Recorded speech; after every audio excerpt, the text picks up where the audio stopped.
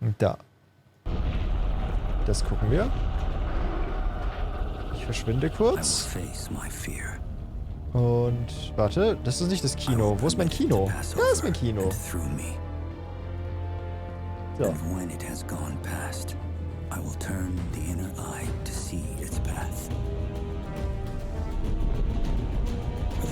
Ich lade mal neu. Der Ton klang so ein bisschen komisch. Ist es Dune? Oder ist es Attack on Titan? Only I will remain. Yo, es ist Dune. Ich habe Dune noch nie gesehen. Aber ich weiß, dass da sehr viel Wüste ist und Würmer. Opening Night Live. Danach. Speichern. Kategorie, Events oder sowas hieß es doch. Besondere Events. Ja. Fertig. Trust me, the fun is just beginning tonight. All right, how many of you out there are fans of PlayStation? Ich. Well, we've got a fun surprise for you. I said, PlayStation, what can we do for all the fans coming together here at Gamescom? And right now, I'm honored to share this global PlayStation announcement with you right here at Gamescom. Okay. Global PlayStation Announcement, was Leute freut. Bloodborne? Nein, das VR-Zeug wahrscheinlich. Kommt ja nächstes Jahr raus.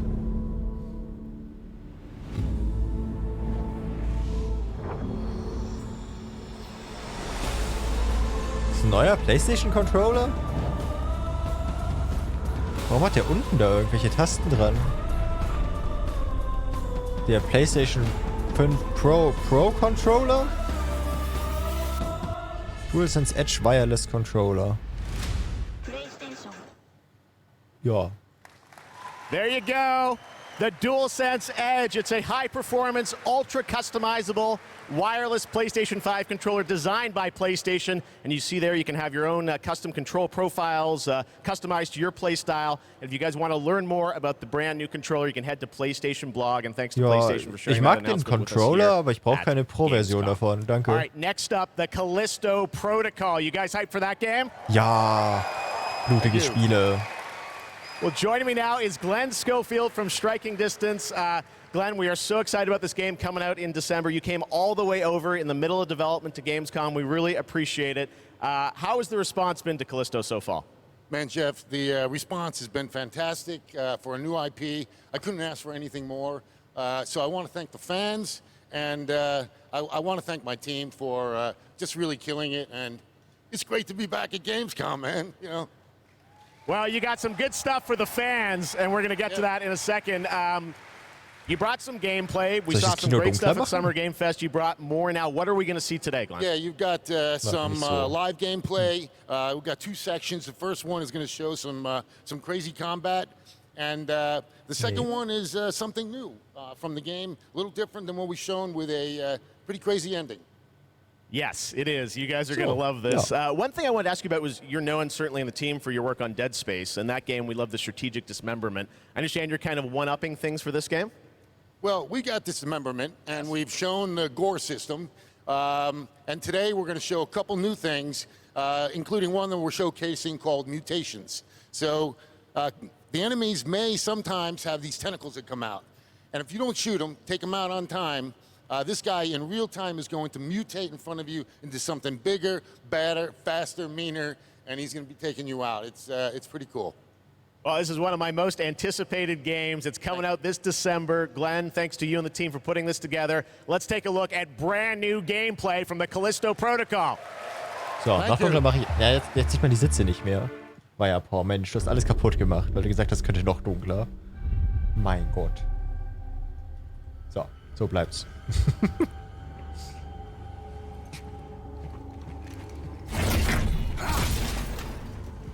Irgendwelche Mutations zeigen sie. Boah, das wird halt so durchgestreamt in 1-2 Tagen. Wird aber nicht mehr offline gehen, wenn es rauskommt. Nicht bis ich jeden einzelnen Zombie der Station in diesen Schredder reingeworfen habe. Genau so. Okay, man kann schleichen und trotzdem die Gegner hochheben. Finde ich gut.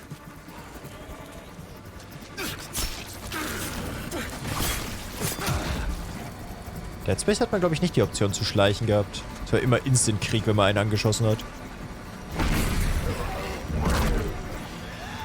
Hey, willkommen beim Holz. Und tot. Oh, das wird so nice.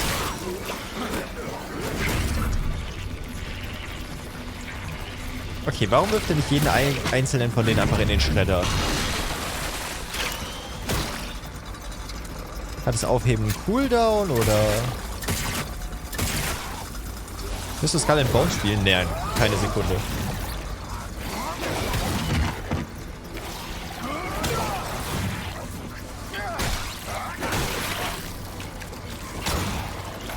Bro, guck mal, wie viel Mühe du mit dem Typen hast.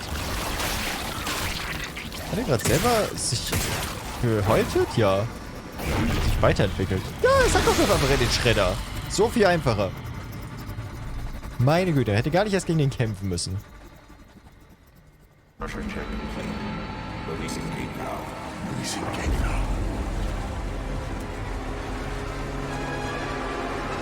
Das Pupmonster.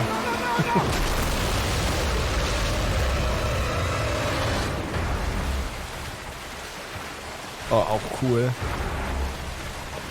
Kann man dabei auch schießen?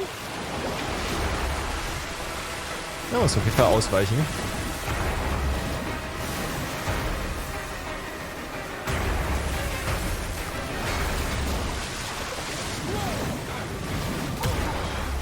Nice, richtig schön gegen den Kopf.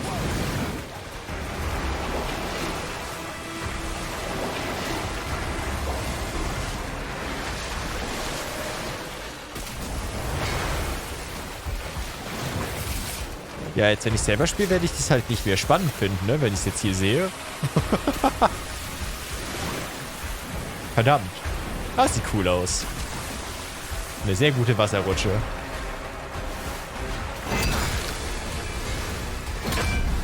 Ja, das werde ich nicht machen beim nächsten Spiel. Das schwöre ich, das wird mir nicht passieren.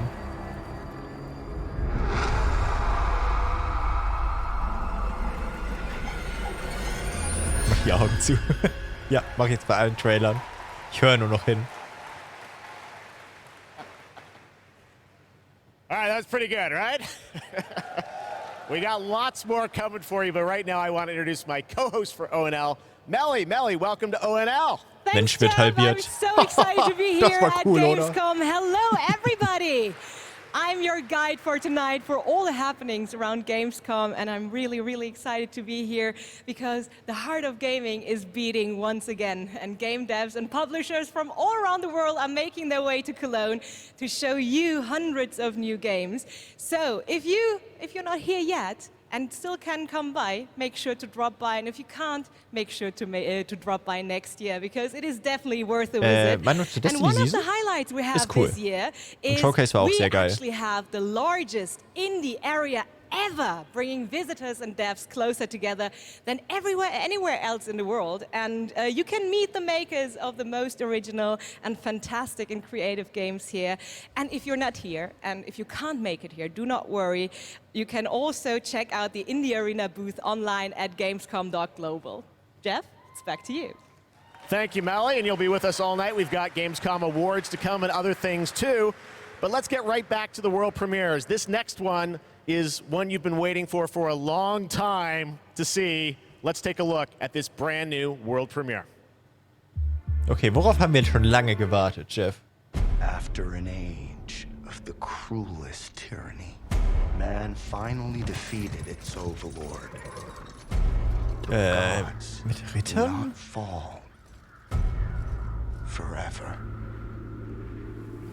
Ach, das war von diesen Skyrim. War united Boah, wie hieß and das? began the eternal watch. Es war irgendein RPG. over their tyrant Ich erinnere mich an einen Trailer mit einem Pfeil. For some forces, even death cannot end. But now, eons later, the fallen god's influence pervades the world again. Irgendwas mit Hell, glaube ich, im Namen. Sworn enemies. To join his accursed lords of the fallen and damn humanity. to a new age of devastation. Though from these darkest days, new heroes arise. To defy the gods, one must embrace the darkness. Nice. And so lies our only hope.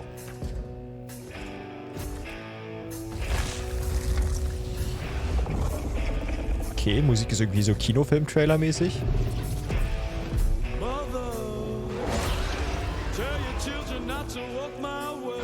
Ja, das war's dann mit der Stream-Aufzeichnung. Direkt erstmal gecopyrightet.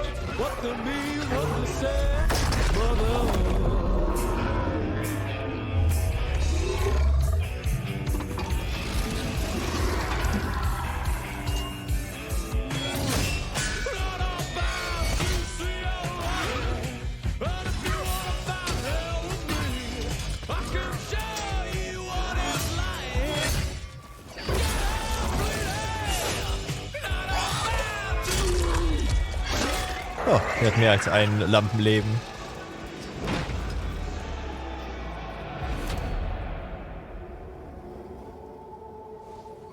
Da ist die Mottenlampe aus.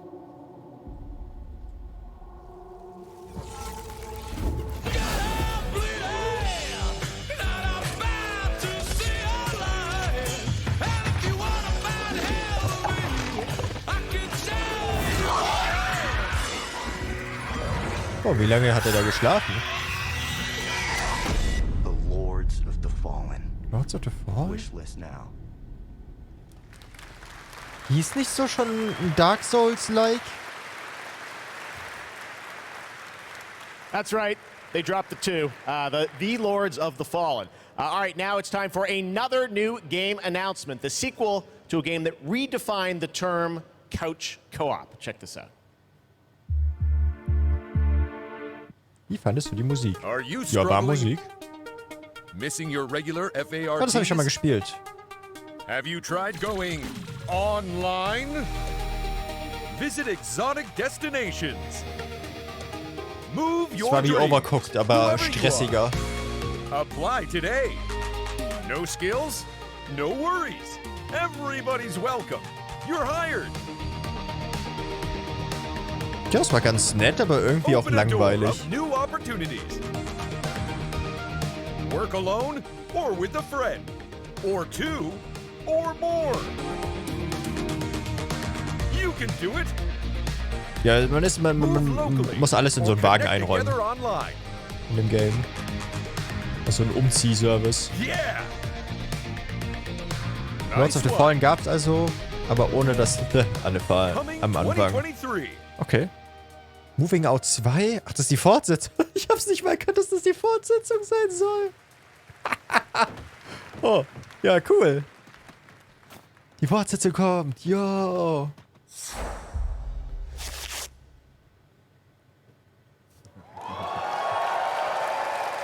Yes, it's time to step into the Potterverse. You guys excited for Hogwarts Legacy?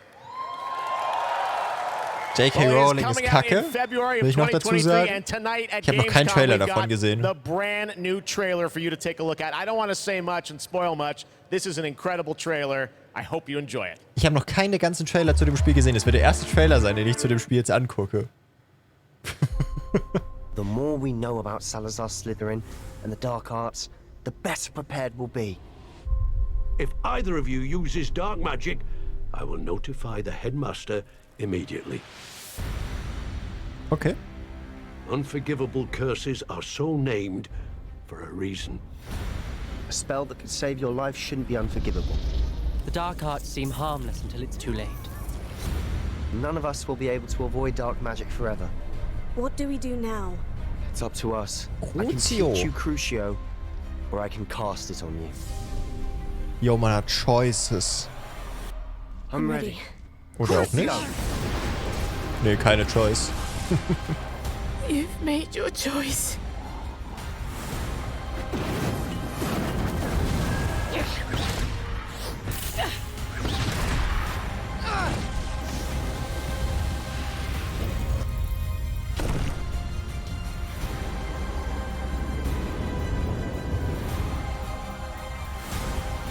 Okay, also man ist in Gruften. Ja.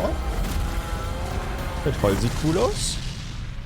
What have the two of you done?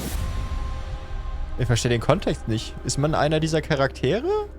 Wahrscheinlich. Lift der Unwritten. 10. Februar.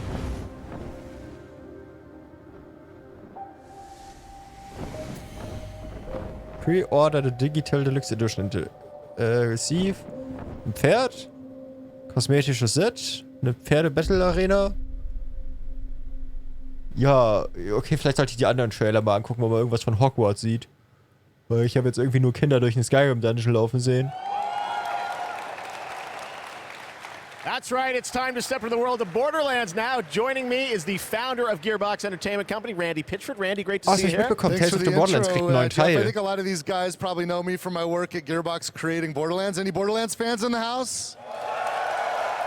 Well, I got good news. I know some of you hardcore folks saw the leak, but I'm here to officially announce new Tales from the Borderlands. So, tell us about this. We remember Tales from the Borderlands. This is new Tales from Borderlands. This is new characters, new story. It is. You know, I loved the original game, and so that's why we got some of the original storytellers and writers that were back in the day at Telltale and developed an all-new storyline with all new characters, created with production from Gearbox Studio Quebec.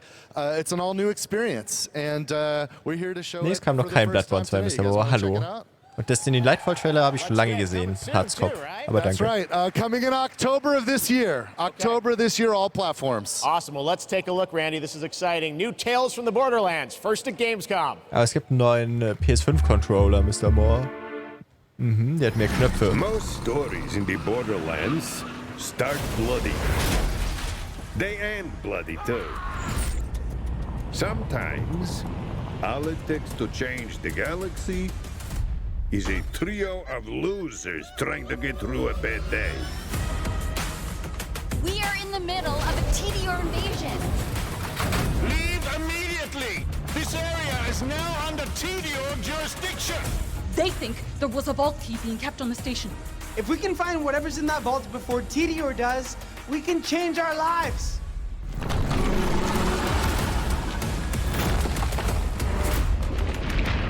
We're bad at this, like really bad. TDR has many guns, talking guns, guns with legs. I'm gonna blast you so freaking bad! Yeah! Shut up, Richard!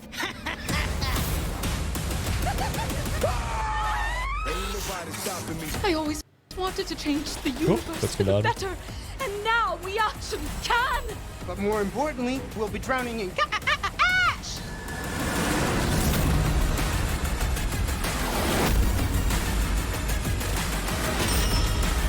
Why are you people like this?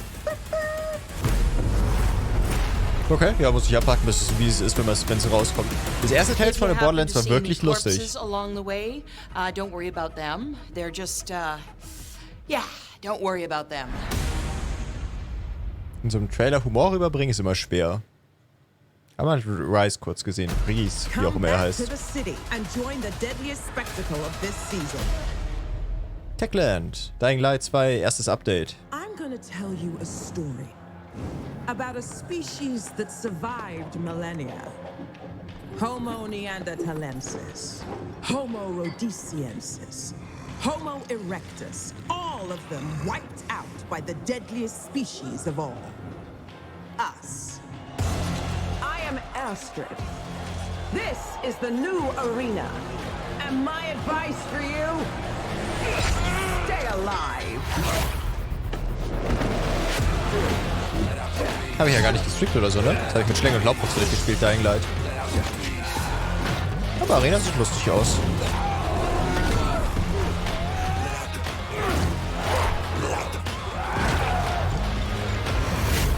Ohne Tina, ohne mich? Bei Borderlands? Ja. Nee, gibt schon viele andere coole Charaktere auch. Anyone can be a warrior. What makes you different is the spirit of a champion. Jo, als ob das ein Dying Light 2 DLC ist. Wie unerwartet.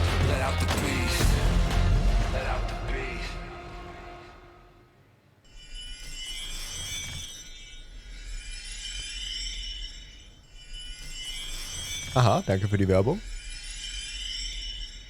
Red Bull gives you wings. Die Durst of Eternity Waffen sind craftbar. Nice. So you want to join me? Oh, das ist Skull and Bones bestimmt, oder? Nee. Ingame-Footage? Das sieht nicht aus wie Skull and Bones. Sieht aus wie Mobile and Games. Ja. Sign up and be a part of my crew in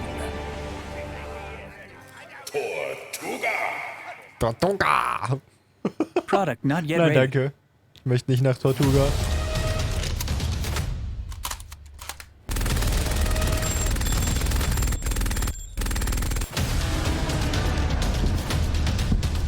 Right, Shadow Legends. Marauders. Okay. Ja, wir verstehen. Ja, ihr ballert. Ich verstehe es. Hör doch auf. Das sind die Trailer! Ja! Den gucke ich gerne nochmal. Was ein funky Setting. They see this glorious end. They will come for us. Der Rambo-Titan. To savor the fruitless struggle. To its last drop. It's who they are.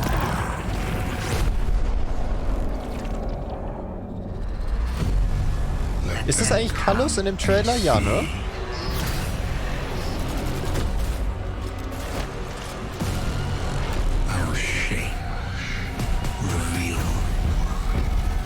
Ja, ja, dachte ich mir. What they do then.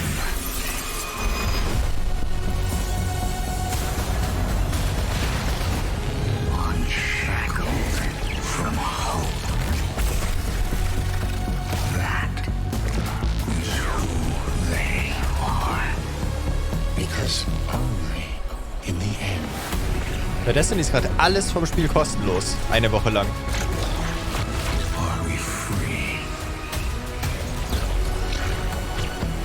Also, falls ihr da reingrinden wollt, jetzt ist eure Chance. Ihr kriegt auch Rüstung und Waffen so ein bisschen geschenkt und so. Aber es ist halt, nach der Woche ist es halt auch weg, das Zeug. Hello again! This Saturday, the Gamescom Awards will be handed out to the winners of the best games on the show floor. Only submitted games showing at Gamescom will be eligible to be nominated, and the awards will be streamed on all Gamescom channels, so make sure to tune in. But tonight, I'm allowed to hand out 4 awards. I'm very, very excited about that. And I would say, let's jump straight into it, starting with the most wanted PC game. Here are your nominees. Metal Hellsinger. Okay, ja, das ist jetzt nicht so wichtig. System Shock. Ja, ich lieber über meinen Zahn meckern und die Zeit nutzen. Boah, Leute, ich brauche bald eine Wurzelbehandlung scheinbar. Ich habe oben rechts im Mund, irgendwie der 4. Zahn oben rechts oder so. Der macht schon Giga-Probleme seit einem Jahr. Ich war jetzt irgendwie 10-mal beim Zahnarzt gefühlt. Und ja, musste ich heute auch nochmal zum Zahnarzt und jetzt ist irgendwie 2 Wochen im Urlaub der Zahnarzt. Und er meinte, ja, wenn es jetzt weiter wehtut, brauche ich eine Wurzelbehandlung. Aber jetzt muss ich erstmal 2 Wochen mit schmerzenden Zahn leben, bis der aus seinem Urlaub zurück ist. Richtig schön. Dann wird mein Zahn getötet.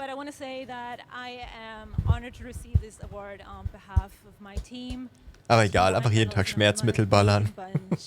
Man kennt's. And the truth is, making games is super hard. Klar, Mr. When I Moore. started out, I don't think Ich schicke I ihn dir really auch einfach so, realized ohne zu how verlosen. hard. And what I learned is that focusing on compassion, kindness, and empathy just as much as any other craft in games would be the key to successful game development. And it's precisely those qualities that my team possess and why I'm so privileged to be working with them every day. I love you guys at home. I miss you so much. So what I want to say to you, my industry friends and colleagues, is treat each other with heart, kindness, and respect every day. Make games with humanity. Thank you so much. Congratulations once again. And Jeff, back to you. Thank you, Melly. Well, the world premiere train keeps going. it's time to move to the world of Sonic. Any Sonic Hedgehog fans out there?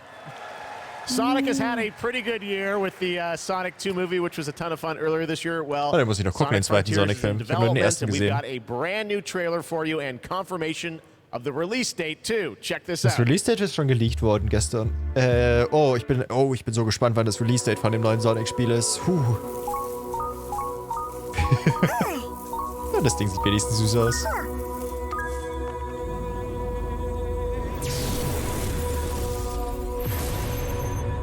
Ein mysteriöser Fremder. Your reckless actions endanger the world. Oh nein, Anime-Boy.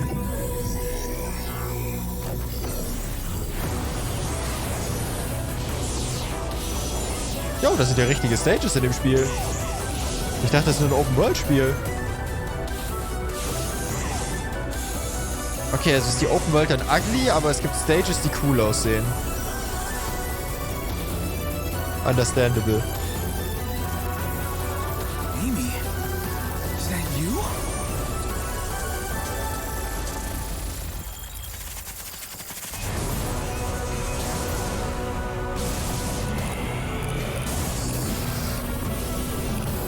Das werde ich auch mindestens einmal spielen. Egal wie es ist.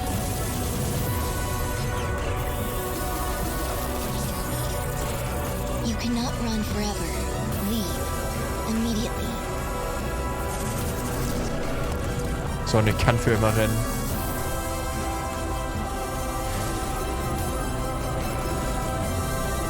Ja, Robot.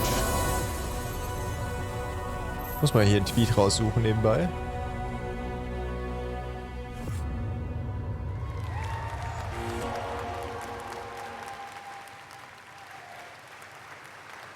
There you go. It is coming this year, Sonic Frontiers. All right, well now, another European studio wanted to use Gamescom ONL as a platform to announce another narrative experience. Warte, ich muss noch einen Tweet zeigen, während Sonic gerade noch Thema ist. Sekunde! Jeff Keighley, warte mal. Ich screenshot den jetzt einfach ab, so ist mir egal. Plus Bild. Muss euch das wichtigste Sonic-Bild zeigen, was ich in letzter Zeit gesehen habe. Ja, da hat jemand dieses Eismann-Ding mit Sonic gemalt. Das fand ich cool. Viel wichtiger als der Trailer. Aber dieser Eismann, der das Eis zu schnell wegdreht. Und Sonic ist einfach nur defeated. Okay, jetzt können wir Trailer gucken.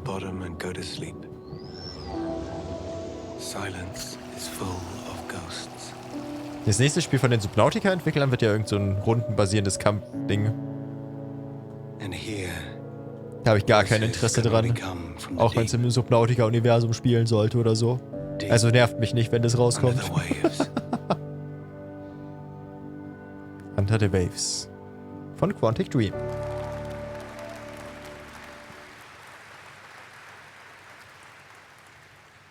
Guys, it's time for the goats. Ready for some goats?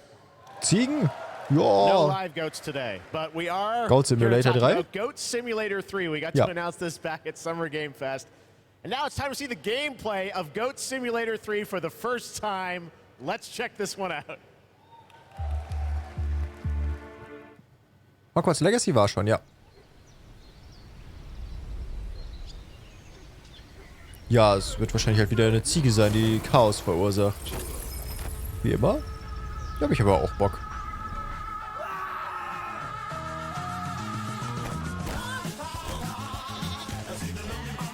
Und man kann im Koop Chaos machen.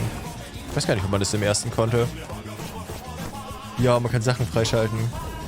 Customizen, seine eigene Goat. Fußball spielen, sich gegenseitig prügeln, mit Autos weggraben. Durch Lava klettern. Ja, es sieht aus wie lustiges Chaos.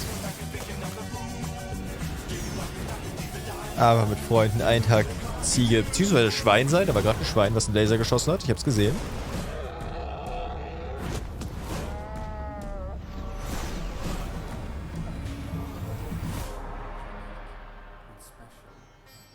Oder ein bisschen Yoga machen. Wenn eine Banane da rein crasht. Gottes Willen, war die Banane gruselig. Ja, man kann scheinbar verschiedene Tiere sein.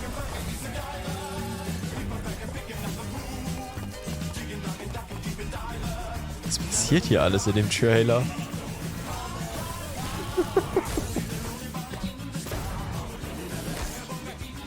Das ist aber noch das erste Spiel, aber nochmal 10-mal so verrückt. 17. November 22. Wann kam Sonic raus? Ich habe gar nicht aufgepasst, wann Sonic rauskommt. November 17th. That has literally about everything you could imagine in it. Goat Simulator 3. All right. A lot of people ask me how I got started in the industry, and what I loved doing when I was a kid with my brother, we would play PC adventure games, and I grew up playing classic LucasArts and Sierra adventure games. You guys remember Monkey Island by chance?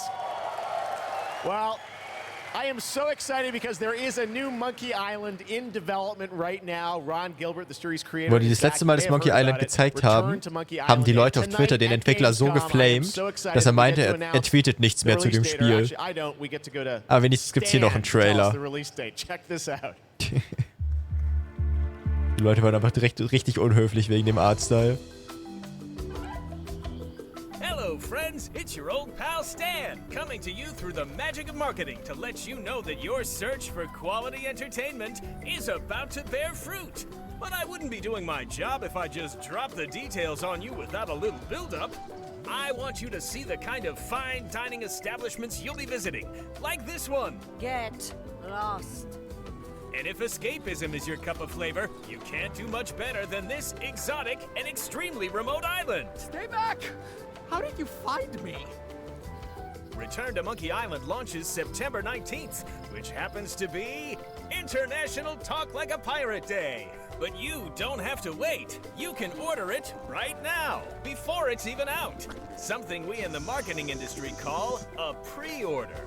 As a bonus, I'm ready to unload this shipment of beautiful horse armor to anyone who pre-orders. Horse armor, it's pre-order bonus. Let's go. Fantastic in your inventory. Oi, you missed a spot. I've got to go now. I've got a lot of irons and a lot of fires. You know how it is. But I'll be back to steal every scene I'm in Return to Monkey Island. I'll see you there. Hier machen sie sich drüber lustig. Bei Hogwarts Legacy gibt es halt wirklich Horse Armor als DLC. Vorbestellerbonus. Horse armor has no practical use in game and in no way will contribute to the gameplay, puzzles or narrative of Return to Monkey Island. Ja, könnt ihr nicht bei mir gucken. Ich gucke mir auch nur ein Let's Play irgendwann davon an.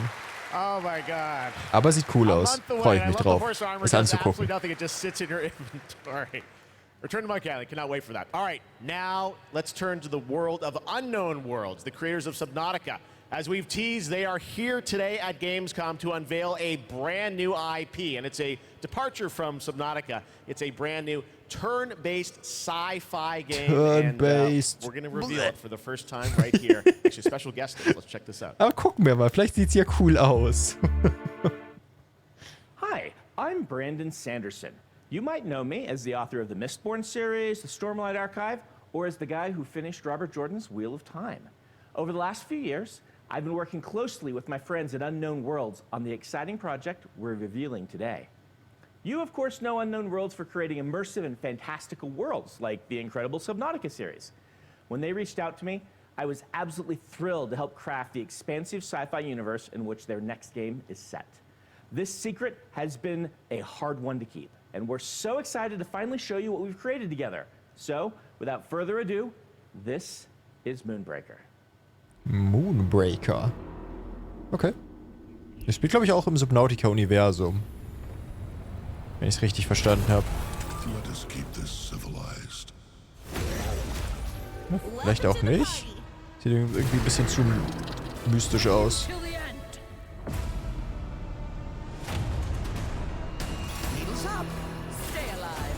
Bewegen die sich auch, oder sind das echt nur Actionfiguren?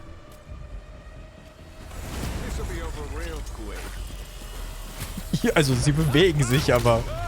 Ja, okay.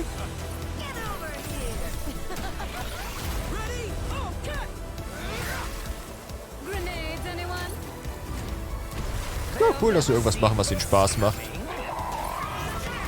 Und die eine Person, die gerade meinte so, yo, ich mag aber Turn-Based Spiele. Hier ist doch geil für dich dann. Ich kann dir nur sagen, dass ich sie nicht mag. Meistens.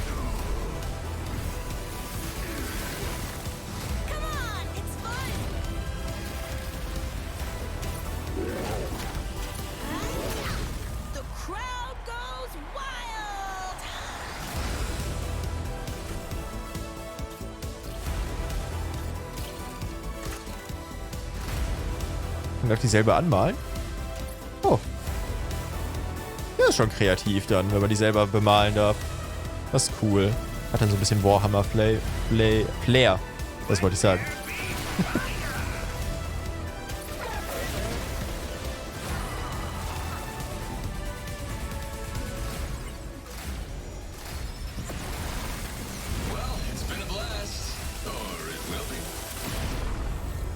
Dass man die selber anmalen kann, ist sehr cool.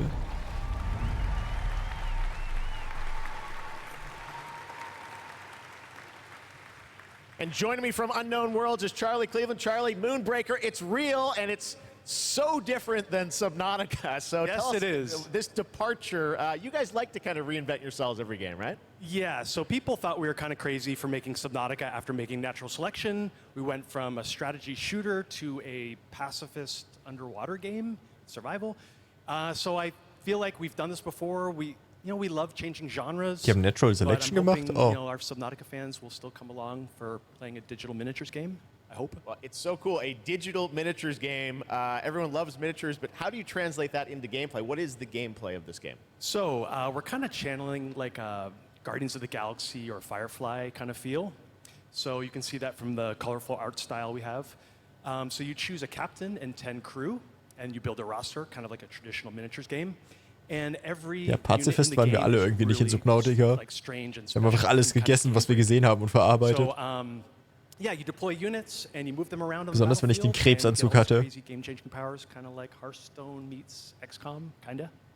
Well, I love, I mean, you see the gameplay here, it looks great, and it's coming soon, as we said, end of September, so you're not early access, you're not going to wait long. But the thing I want to get to is the painting of miniatures, which we saw a tease of in the trailer, and I know you actually, painting was cathartic for you sort of during the pandemic, right?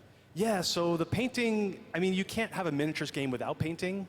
And during the lockdown, I just found myself like learning to draw and just zoning out and feeling really relaxed when the world was basically falling apart around us. And we really tried to capture that feeling. It's not like Photoshop or like special technical tools. Ich glaube, das kommt heute noch was Großes. Ja, gegen Ende halt, ne? Das letzte ist doch eigentlich immer das Größte, was auch immer angekündigt wird. And I have to say, because everyone is surprised by it, like all the miniatures you see painted in the game are all painted with the tool. Wow. So it's like actually pretty powerful. Amazing. Well, it's so cool that you're revealing it here, and it's playable at Gamescom, right? It is. It's here. You guys are the first ones to play it. Wow. And oh yeah, it's more. We're over in the Crafton booth. Okay. Crafton booth. And for everyone else around the world, they're not going to wait long, right? Yes, we'll be on Steam playtest in September. Okay. We have a couple open weekends, and then we're going to be launching into Steam Early Access September 29th. So it's really close. Only a month away, Moonbreaker. Charlie, thank you so much for coming all the way out here. Thank you. I know you had a tough time. My pleasure. Here, but thank you, everyone. All right, Charlie Cleveland with Unknown Worlds. Thank you so Bis much, dann, Charlie. And now it's time to reveal another game with a very catchy tune in the trailer. Check this out. Okay, gute Musik wird versprochen.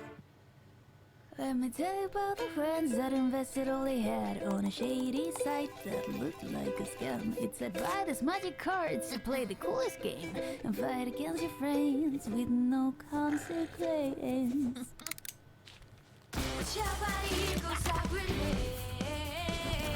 You know where to find me, this is friends versus friends. You're Italian, but I am not afraid. You will need a helmet, play friends. Es ist sehr bunt.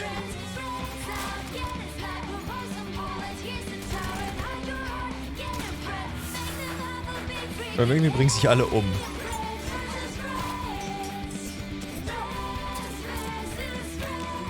Aber ich habe schon ein bisschen Angst, wenn ich Karten sehe.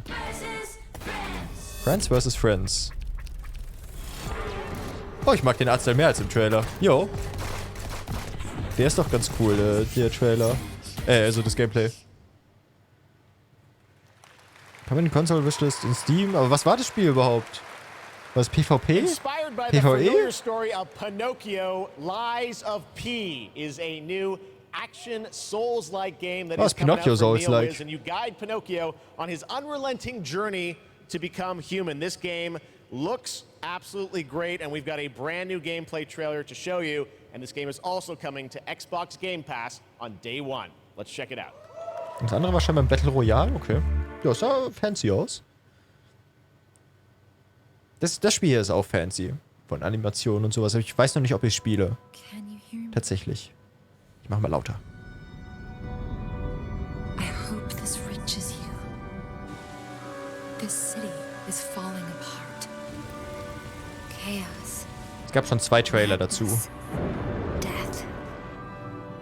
And there might be no going back. But you can change that. It depends on the choice you make. Truth or lie.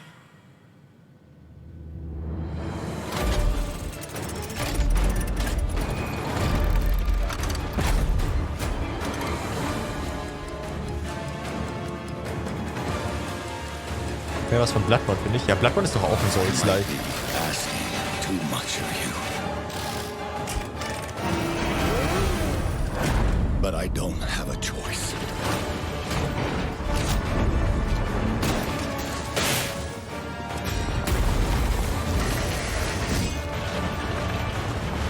Only you can do this. Please, help me. Hallo, zeig mal die coolen Gegner.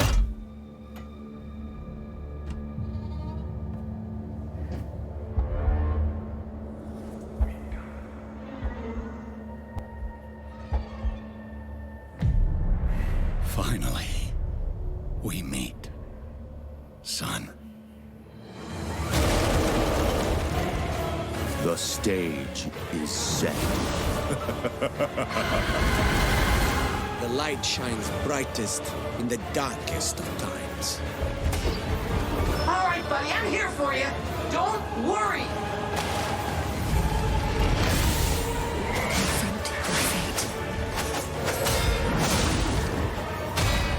Ja, sieht das sicher aus.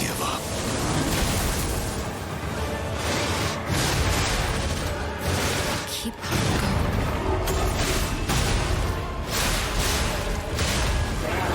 You can lean on me if you want.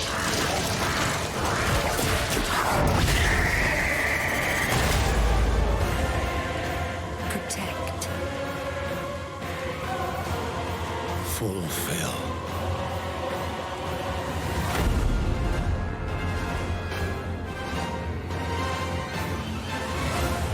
Your destiny. Hat mir noch mal mehr überzeugt, der Trailer auf jeden Fall. Vielleicht spielen wir es doch. Nächstes Jahr kommt es raus. Ja, komm. Mal schauen, was da draußen ist und so. Aber ich habe eigentlich schon Bock. Also nicht From Software Souls-Likes, habe ich nur immer ein bisschen Angst. Yes, you. Do you have fun? Ja, ich habe nichts. Sorry, ich mute euch. Ich habe keinen Bock auf eure Werbung. Ja, so nicht so From Software Souls-Likes. Manchmal so ein bisschen trashy. Und immer so kurz davor gut zu sein, aber sie sind nicht gut. Und From Software hat immer irgendwie diesen extra Polish, was es einfach so nochmal gut macht. Zum Beispiel, hier schreibt einer, Tymesa soll auch nice sein. Habe ich mir richtig viel voll angeschaut, das wird mir gar keinen Spaß machen, einfach. Es ist so zu basic. Irgendwie From Software hat immer noch dieses Mysterium im Spiel, wo es Spaß macht, noch die Welt zu erkunden. Und das hat Tymesa überhaupt nicht. Das hat nur Bosskämpfe irgendwie halt. Und normale Gegner, die man ewig bekämpft. Ja. Ich bin da sehr wählerisch. Oh, aber Elden Ring war echt geil. Week, and it's quite a schedule, so schreib mich please nicht bear with me. There is, for example, the Gamescom studio by IGN featuring game spotlights, dev interviews, and all insights into this year's Gamescom. So please make sure nicht to auf der check that Gamescom out sein, so nein. you don't miss anything. And also, Sorry. the awesome Indie Showcase is back, featuring the newest, most original, crazy indie games here on Friday afternoon at 5:30 p.m. CEST, and I'm really looking forward to it. And something I'm really looking forward to is the cosplay contest on Sunday, where the super creative cosplay community takes center stage, and this is absolutely one of my favorites. So make sure to not miss it out. It is definitely worth a watch. And for more updates, follow @Gamescom on all platforms. And well, now it is almost time to introduce our next guest, but sadly she couldn't make it since she is a tad far away. So let's see, she sent us a video and I would say, let's have a look. Hello, Gamescom. I'm ESA astronaut Samantha Cristoforetti, currently flying at around 27,000 kilometers an hour, 400 kilometers above your head on board of the International Space Station. Today, I come to you to say bravo to the games industry. We see how many space games you've been creating recently. Those missions you send your players on aren't just great fun. They create curiosity, interest, and the love of space exploration in gamers around the world. As we look towards returning to the moon and on to Mars with our ambitious Terra Nova program, humanity's spaceflight capabilities will be in part thanks to the games industry. And who knows, perhaps even you will be among us here at ESA for the journey. Was? Exploring space virtually Achtung, isn't gleich just wendet great sie. fun. It's having real-world impacts that lead us all closer to the stars. So on behalf of everyone at ESA, bravo. Einfach die Keep Trägerworte. creating, keep innovating, and keep playing. This is ESA astronaut Samantha Cristoforetti wishing everyone a wonderful Gamescom from the International Space Station. Ui. Ja, lustig, wie jetzt hier so ein Beitrag aus dem Weltall ist und sie sagt so, yo, wir haben mitbekommen, es gibt echt viele Space-Spiele. Weil bei dem letzten Ding, was Geoff Keighley gemacht hat, kamen ja nur Space-Spiele die ganze Zeit. Und alle haben drüber gemimt. Jetzt haben sie einfach extra ein Space-Sponsoring.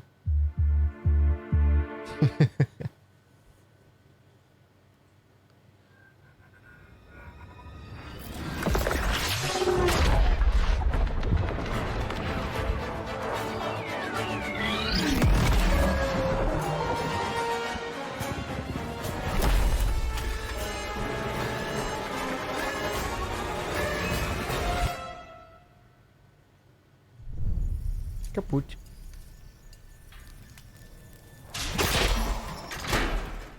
Doch nicht kaputt. Oh, Survival Game.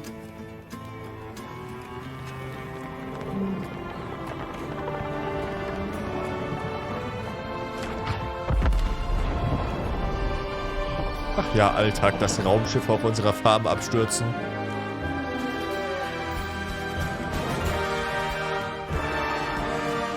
Ja, scheinbar schon. Stranded. Alien Dawn.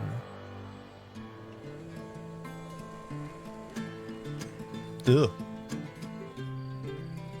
Ja, okay. Ja, geht ein bisschen näher mit der Kamera, dann sieht es nicht ganz so merkwürdig aus. Ja, nicht wieder weiter wegfahren. Ach. Bis das Gameplay kam, war ich mehr begeistert. Wir hatten ja noch das When we were looking at games for Survival-Spiel. Gamescom Opening Night Live, one of the things I was most impressed with this year is there are a lot of European studios that want to debut games here, and also a lot of brand new IP, brand new worlds, and we're going to introduce one of those to you right now, and I think you're going to get pretty excited about it. Check out this world premiere. Excited? World Premiere? Hau raus. Apex 2. Was war nochmal Focus Entertainment? Was haben die gemacht? Deck 13, sag mir auch was. Was nicht The Search? sand has memories. Memories of our past. Oh? When Ach, was weiß gods walked this world. And our heroes stood amongst them. But the gods' vanity grew. And in their struggle, we were cast away. Only remnants of these stories remain. In the sand. In the ruins of this shattered, broken world. Noch ein Souls-like?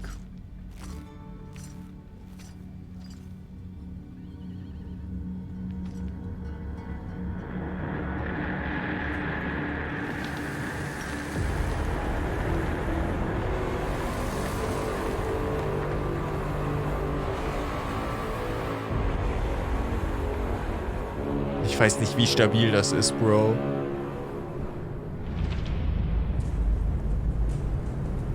Polybridge 3, ja.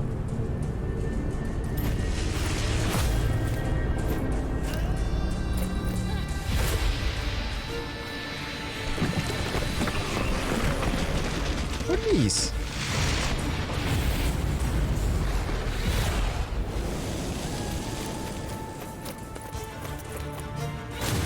Voll zermatscht. Boah, wenn die Kamera nicht so wackeln, würde ich auch was erkennen. Ich bin nur am Meckern. Es tut mir leid. Nee, es sieht schon cool aus.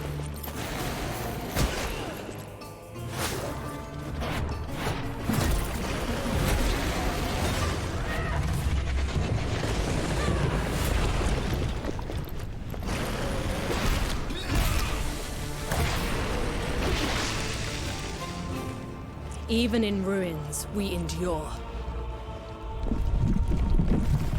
We won't let go. Ruin gods. For now, we can stand for ourselves.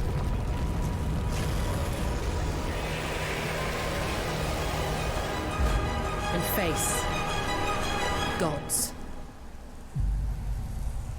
Atlas Fallen. Okay. Oh, sieht cool aus. Das sieht genauso gut wie im Trailer aus.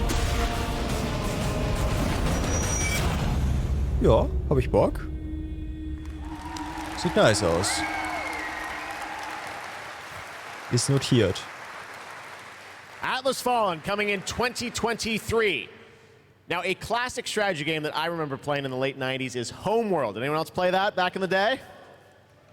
Great PC space RTS. Well, a brand new Homeworld is coming out next year, and we've got a brand new look at some new gameplay from Homeworld. Let's check it out. Sah aus wie Forspoken, nur nicht so cringe.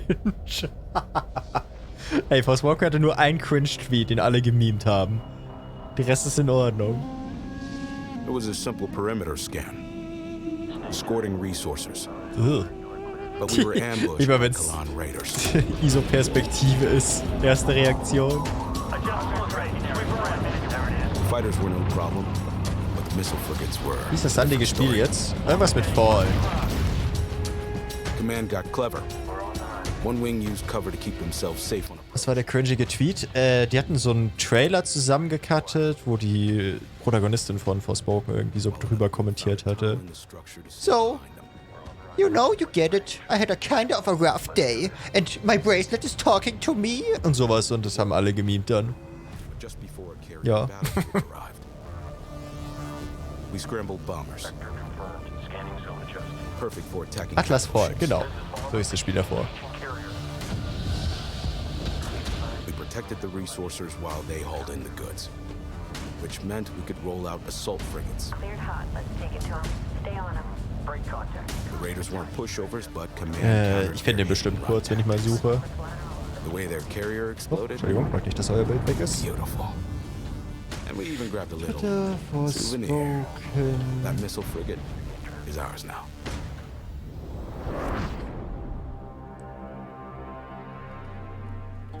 Ja, hab ihn gefunden. Ja, World Premiere ist egal. So, wir müssen den Forspoken-Tweet angucken. Jeff, sei leise.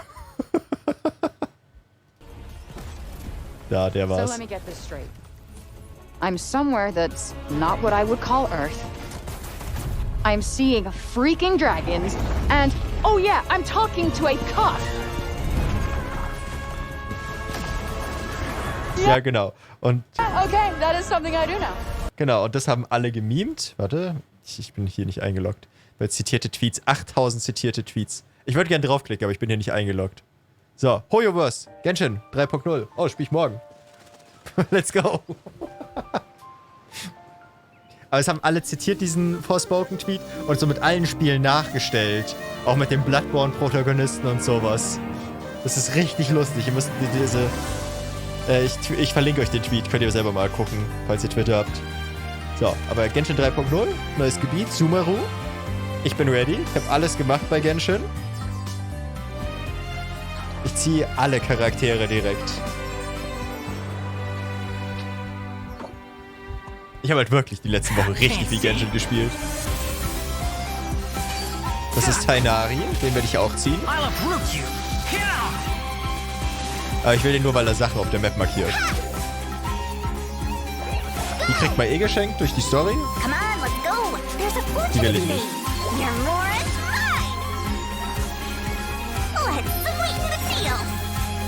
Well, ich habe bei Genshin bisher wenig ausgegeben.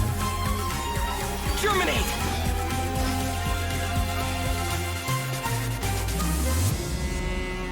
Ja, Genshin wird morgen gestreamt, aber ist auch ein Placement gleichzeitig.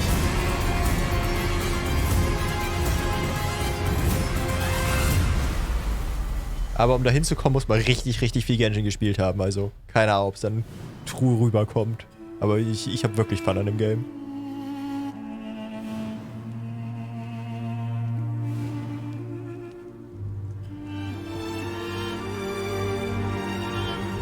Wie viel Uhr weiß ich noch nicht. Morgen irgendwann.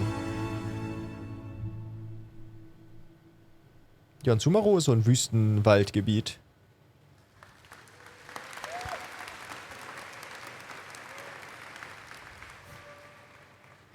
What an absolutely beautiful game, and that's not all from Hoyoverse, because they also have Honkai Star Rail in development. It's a grand interstellar adventure with strategic turn-based combat, and now we're going to take a new look at the story and adventure that awaits you. Ja genau, das Dendro-Element kommt morgen raus. Morgen kommen die ersten 2 Dendro-Chars auch. Einen kriegt man geschenkt durch die Story, einer ist ein 5-Star im Banner.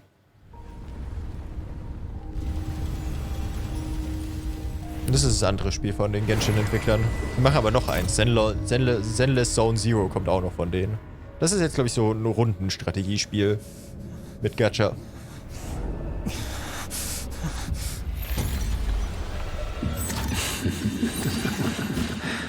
Of 5 people, 3 must pay a price. You are not one of them, Jinyuan. Void Train. Nein, ist nicht Void Train. You are one of them.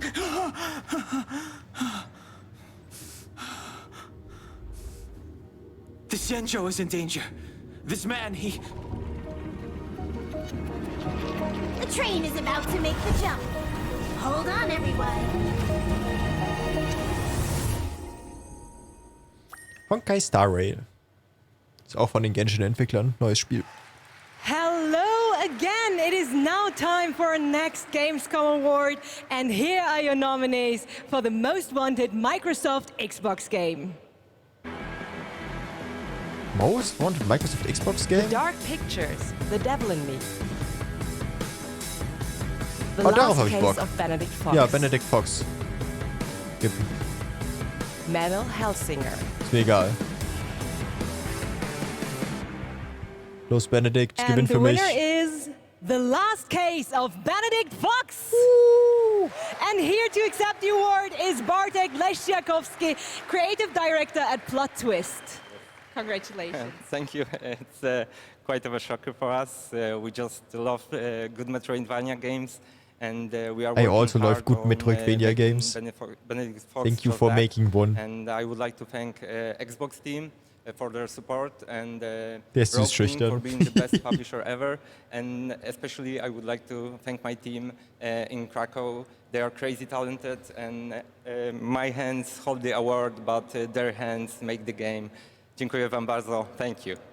Congratulations once again, The Last Case of Benedict Fox. And Jeff, back to you. Den Trailer haben wir beim letzten Dings gesehen, was wir angeguckt hatten, so Event. Anyone here a fan of Justin Roiland? Rick and Morty? Well, he's got a brand new game, which you may have seen at Xbox's show in June, called High on Life. It is coming to Xbox and Game Pass in December, and they wanted to send us just a great gameplay clip.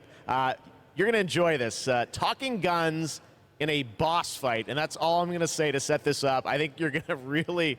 This is a trip. Check this out. World premiere of High on Life. Das soll ich auch spielen. Einfach Rick and Morty Shooter. Ja, warum nicht? Muss ich nicht mal mehr reden dabei.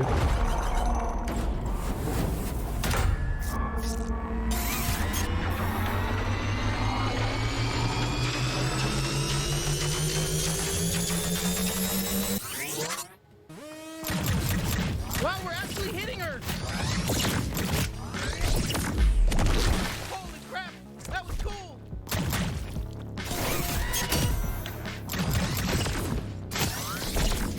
Come on, admit it! We're hurting you! No! Fuck you! Are you even a real bounty hunter? Immer schön, wenn der Boss No Fuck You sagt. It's so gross you even win there. That sludge tastes like shit. Yeah, so stop diving into it. Shit, she's filling the place with sludge. Stay in the air. Better not fall in. Hey, I'm still here. You can still use me if you want. I can deflect attacks. Did you know that? I'm not just all about stabbing. Well, I'm mostly all about stabbing and tethering, but I can also deflect attacks. I'll slice them to fucking death. I'll cut their fucking heads off. I'll rip their limbs off. Fucking do everything. Oh, I'm gonna fucking cut right into them. I'll cut their fucking Ganz ruhig, Messer. You know, this sludge matches your toxic personality. Fuck off. That wasn't even a good one. Surprise! Flashback!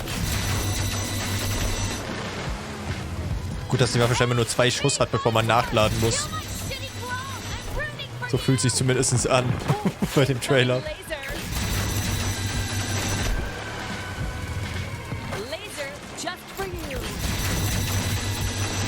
Just as nice and squishy on the inside as the rest of them. Let me at her, bounty hunter. Wow, we're having our first real boss fight together.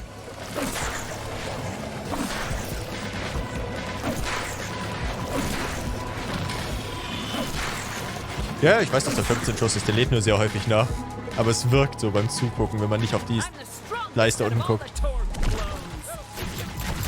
I'm impressed you made it this far. My ant soldiers are extremely strong. Honestly, I don't think they were. We're new at this, and it was pretty easy to kill them all. If I'm going out, I'm taking you with me! Just stay alive. I think she's basically done for.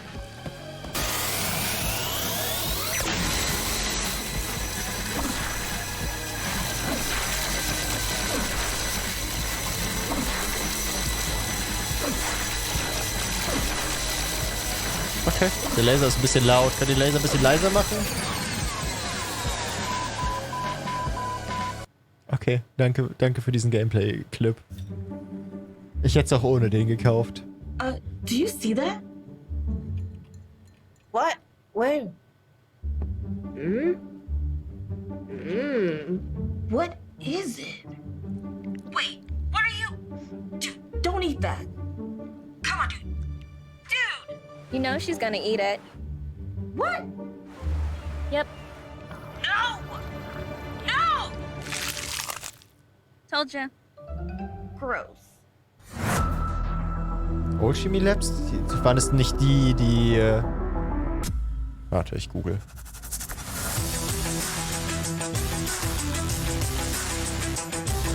Ja, Job Simulator, Vacation Simulator. Laute Musik.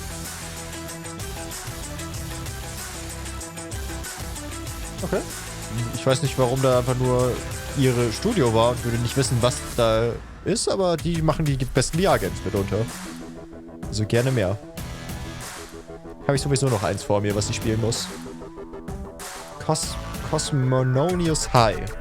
So eine Weltraum-Highschool, wo man auch so Aufgaben macht und so.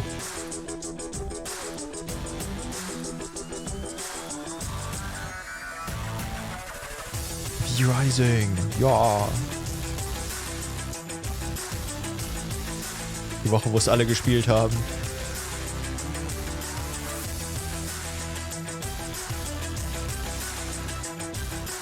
Wird schon Bass boostet hier das Lied.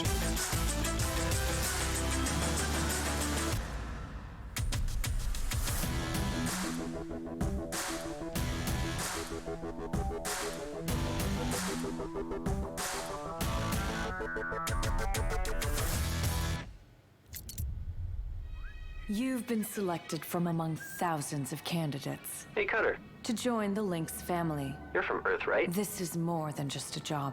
It's an opportunity. You ever miss it? Caution. Oh shit, oh shit. Wo sind die gelandet? Lynx, making the world a better place. Forge your place among the stars in der Ultimate irgendwas. What they say about work in space. Das ist, glaube ich, dieses Schiff, wo man so Schiffe auseinandernehmen muss, so zerlegen muss und sowas. There's something real special here. You don't have power here. You never will.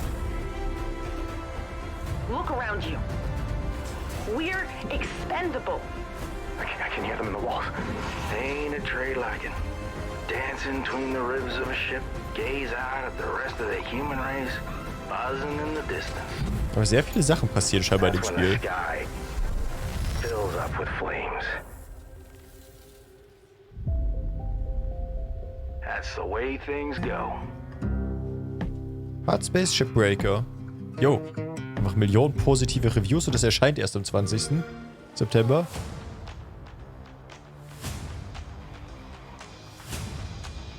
Game Pass? Ja, ich glaube, so ein paar Ubisoft-Games sind ja jetzt auch im Game Pass. Ja. Ah, das Spiel war schon länger im Early Access, deswegen.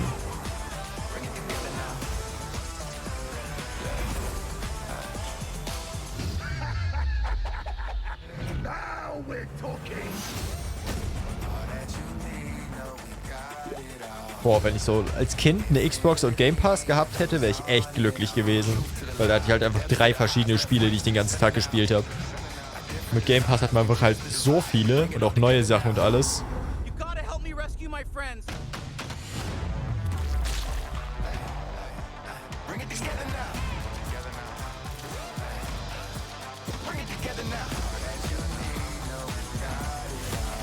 Zombey 2 kommt auch nicht mehr lange raus. Schade. Nein, ich weiß, es kommt bald raus. Aber du hast den Satz ein bisschen falsch geschrieben. Da freue ich mich auch schon drauf aus Zombey 2.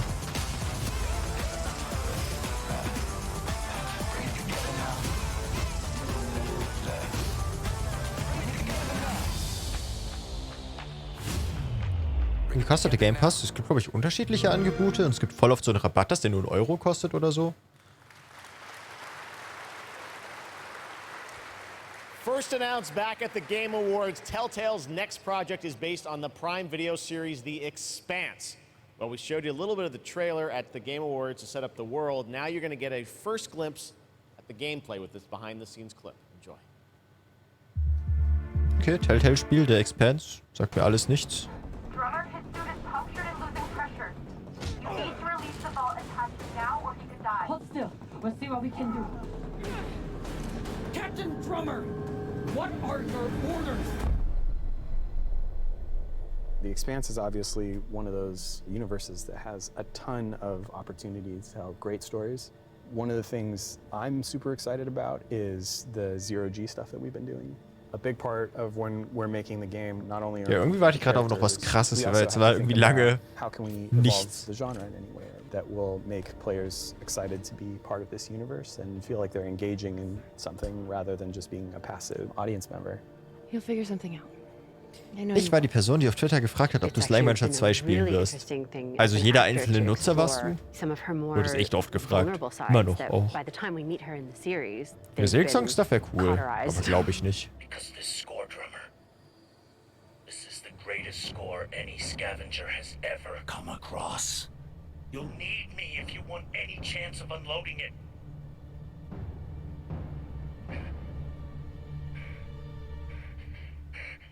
The craziness of an exploded ship that now constitutes several parts in a mass that you can move among, and balancing that out against almost like you're excavating the story. Drix, willst du das? Willst du einfach nur mobben? Those are characters, and you are now Du hast 7 Nachrichten im Chat. Das ist vor einer halben Stunde schon mal geschrieben.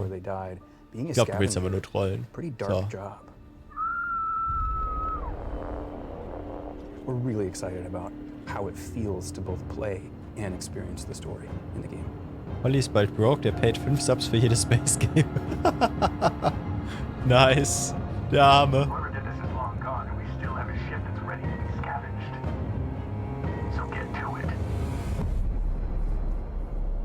Es gibt halt nur noch Space Games.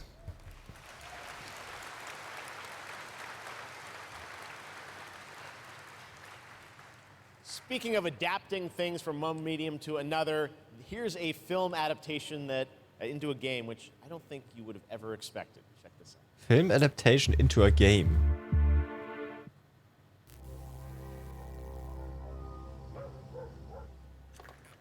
Secret Neighbor. Hello Neighbor Film, Kinofilm.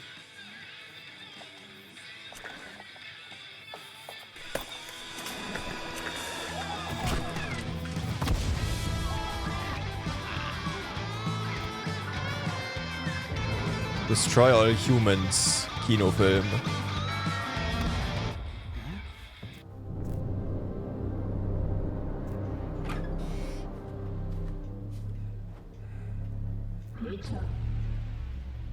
Das ist ein Clown. Mach nicht auf. Bro, das war ein Clown. Ja, es sind 3 Clowns. Killer Clowns from Outer Space. Okay, aber es ist auch so ein Dead by Daylight mäßiges Spiel. Aber man kann einen lustigen dicken Clown spielen. Aber ich kenne den Film nicht tatsächlich.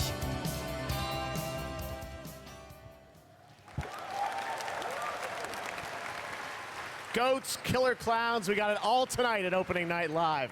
Now we've got another brand new game announcement from a European publisher for a sci-fi action adventure. Here we go.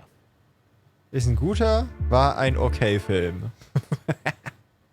Schön. 2 Meinungen wieder. We always wondered if we're alone in the universe. Space game, space game. Let's go. Observed and explored, but found nothing. Until now. It has been 6 months since the alien object known as the Metahedron suddenly appeared above Earth's atmosphere. Personal log, sentient contact assessment and response. Möchte gern Genshin, kommt erst morgen. Kate, we have an issue.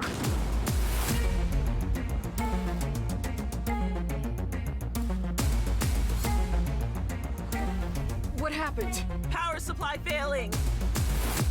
Sensors offline. I'm switching to backup generators.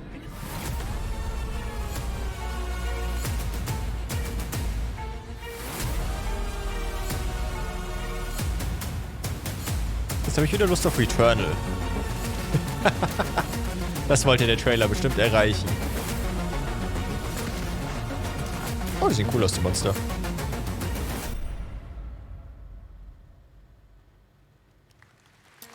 Scars above. Ich habe so deutsch ausgesprochen, wie ich glaube ich konnte. Now we're going to talk about Gamescom Goes Green, which is an initiative that has made Gamescom the first climate-friendly gaming event in the world. The core event and this show, Opening Night Live, I'm happy to say, are 100% climate neutral for the first time, and that's something we all should be very proud of. You guys are part of that too. Now, as part of this initiative, Gamescom, along with the United Nations Environmental Program Initiative Playing for the Planet, are going to give out the first ever Gamescom Goes Green Award to the best sustainability concept from an exhibitor here at Gamescom. And the nominees are Microsoft Xbox, Yuki, and the Indie Arena booth. And to find out the winner, let's turn it over to Melly. Thank you, Jeff. And yes, the winner of this year's Gamescom Goes Green Award is Yuki. And here to accept the award is Dr. Joe Twist, CEO of Yuki. Applause. Congratulations. Thank you so much. Thank you, Gamescom, for this wonderful award. It's brilliant to be recognized. Thank you to the Yuki team who work so hard every day to be greener. And thank you to the UN's Playing for the Planet Alliance for inspiring us to change. You know, it's so fantastic to see these amazing game worlds that we're going to play in over the next year. But you know, we only have one planet to live on.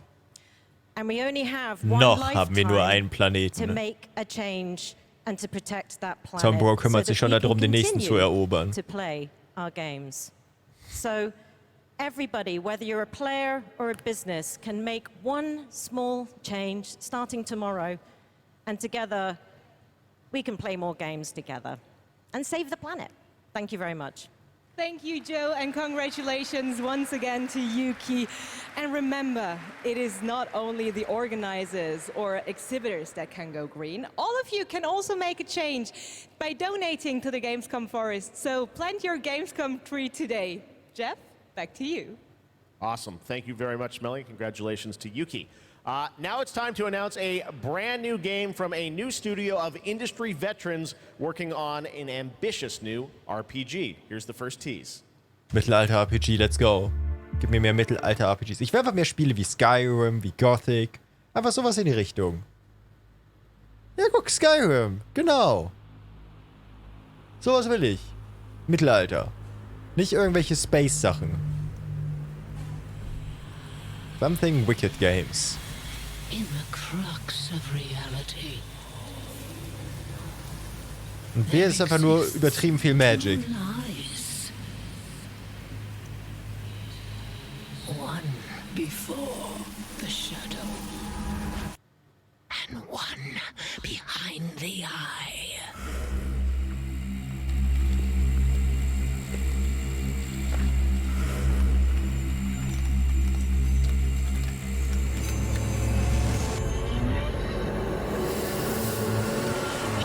Ich bin blind.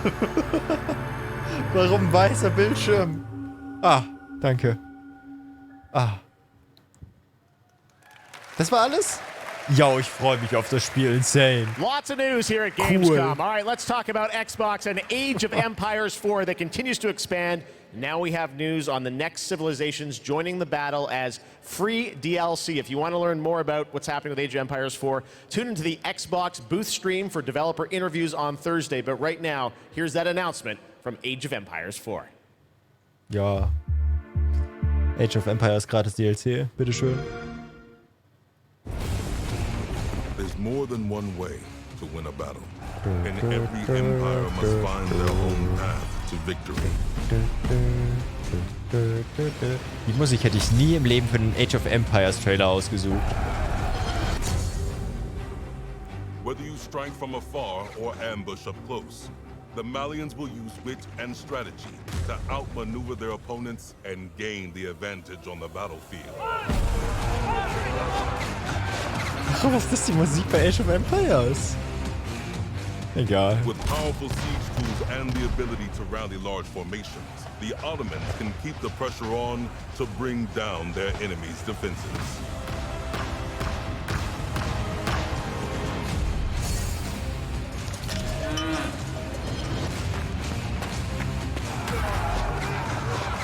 When the drums of war beat, how will you emerge victorious? Ich habe mal Age of Empires 2, glaube ich, gespielt. Da, wo man irgendwie Who's Your Daddy als Cheat eingeben konnte und ein Auto bekommen hat.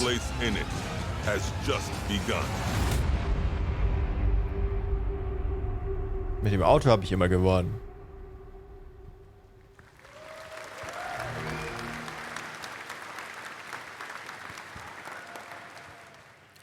Time to head to Gotham. You guys excited for Gotham Knights?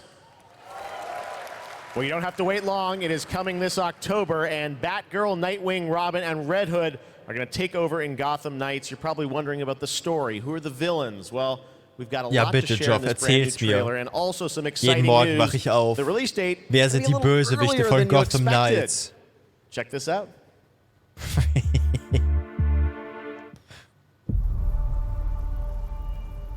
Das werde ich auch spielen. Jim Gordon never gave up on anything.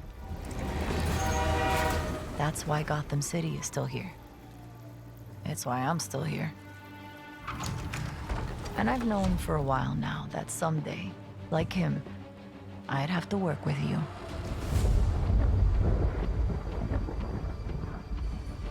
I've seen plenty of criminals in my career, but nothing could have prepared me for this.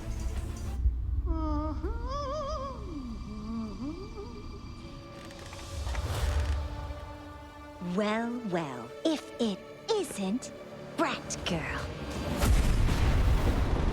Gotham City is at her weakest. There's blood in the water, and the sharks are circling. They're all making their move. Play nice. But we aren't going to give up. A storm has risen over Gotham. Nothing can stop it.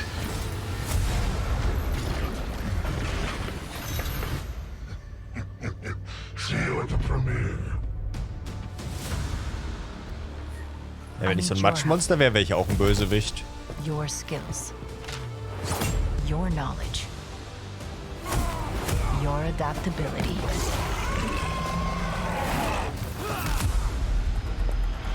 You got my back? Oh, boys!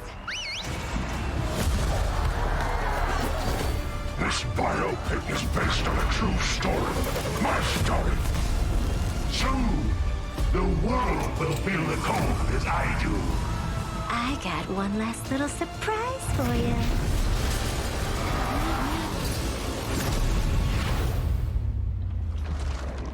Come to watch the show, Red Hood. Nah, I'm just here to kick your ass.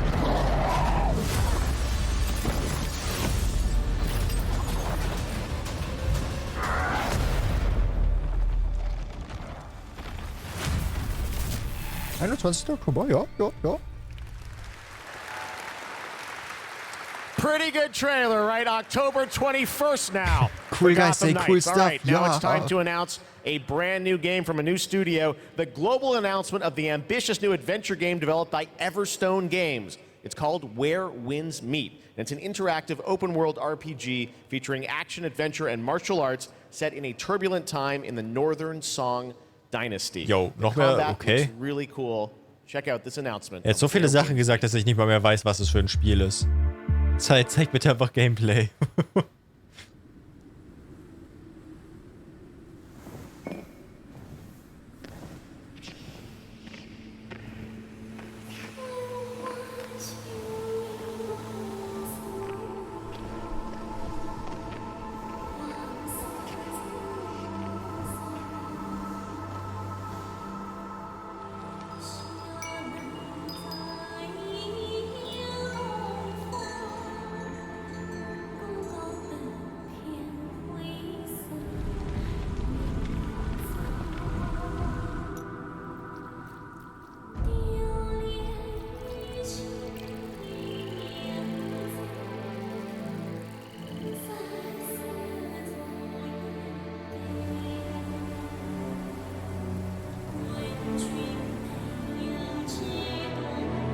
Oh nein, sie hat Gift getrunken. Und sich selber angezündet.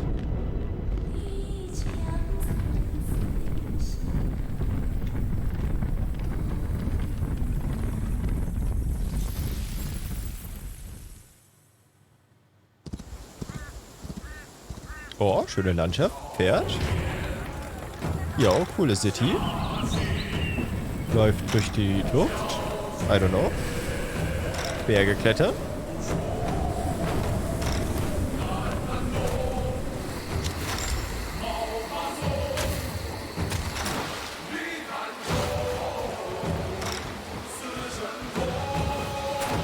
Ja, irgendwie die FPS sehen merkwürdig aus, aber an sich sieht das Gameplay lustig aus.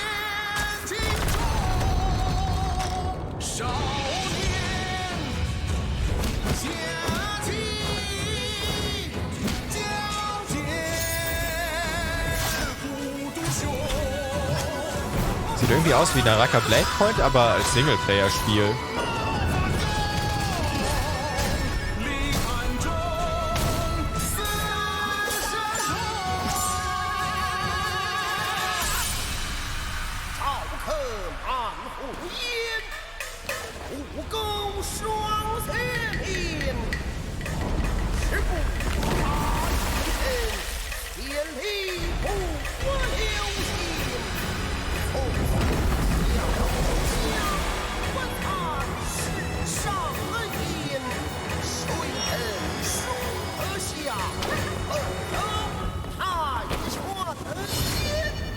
Where Winds Meet. Ja, kann cool werden.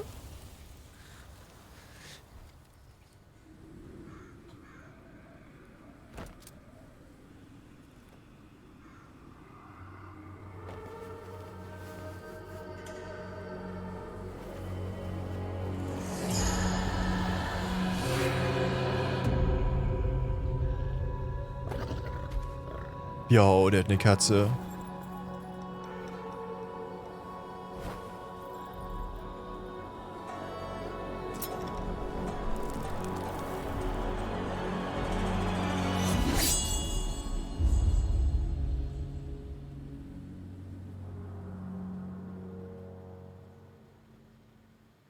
Okay, ja. Where Winds Meet. Again, so much new IP tonight. It's really cool. All right. Back when we started ONL in 2019, a very special guest joined me here in person to close the show. And this year, when I told him that we were going to be back here live in person, he said, well, I got to take part in some way. So please say hello to my good friend, Hideo Kojima. Mr. Kojima? Jawohl, Kojima existiert. Gamescom の皆さん、こんにちは。小島秀夫です。僕は今ですね、ゲームの制作、ゲームの新作に取り組んでおりますが、今回は別のニュースのお知らせとなります。この度9月から、僕のポッドキャスト番組を Spotify でなんと独占配信することになりました。おー。それでですね、英語版と日本語版を、それぞれ同時通訳を交えて制作するというですね、Kojima gibt Videospiele, nicht Podcast. 全世界のリスナーに向けてお届けをしたいと思います。またですね、ジェフ・キーリによるエンタメ業界ニュースのコーナーもレギュラー化の決定です。第1回の配信は9月8日を予定しております。各分野を代表するですね、超スペシャルゲストも登壇予定です。ぜひリンクをチェックして楽しみに待っていてください。以上。Kann ich Kojima auch anstellen, dass er meine Placements vorliest? Hello, this is Kojima-san.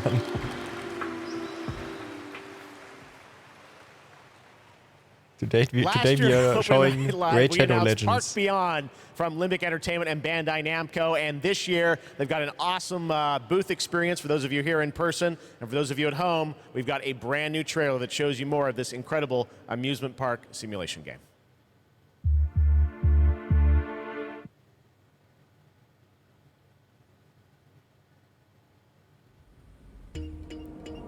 Dazu hat man schon mal was gesehen.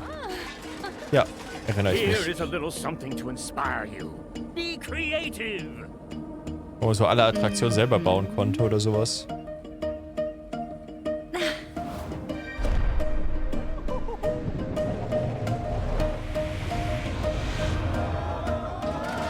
Zu viel Selbstaufwand.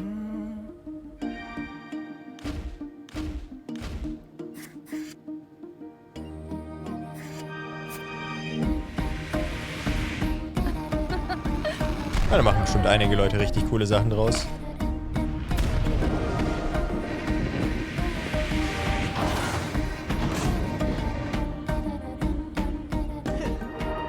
Great job, guys. This has a lot of potential.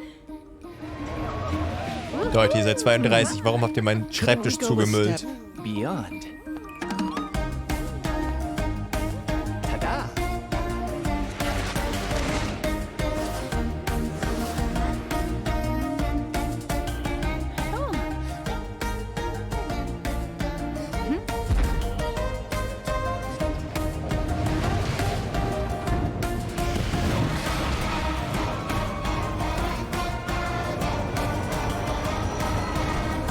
Wenn ich jetzt noch kreativ wäre. Ja. Gibt bestimmt einen Workshop, wo man einfach die fertigen Sachen runterladen kann und so tun kann, als wäre man kreativ. Nächstes Jahr. Park Beyond. So much fun. I love the diversity of games we have here. Amusement Park Simulator. I love Theme Park back in the day. Great to see that's coming out from Limbic and Bandai Namco. All right, now it's time to share another special announcement here at Gamescom. Not a game, but a concept car. That's right, it's here at Gamescom, and I got to catch up with Oliver Heimer, the head of Mini Design. Ein Konzeptauto, kein Spiel. All right, I'm over here at the Mini booth with Oliver. This is the Mini Concept Aceman reveal. This looks so cool. I'm glad you like it. Well, let's take a look and learn more in this trailer. Warum kriegt das Auto einen Trailer?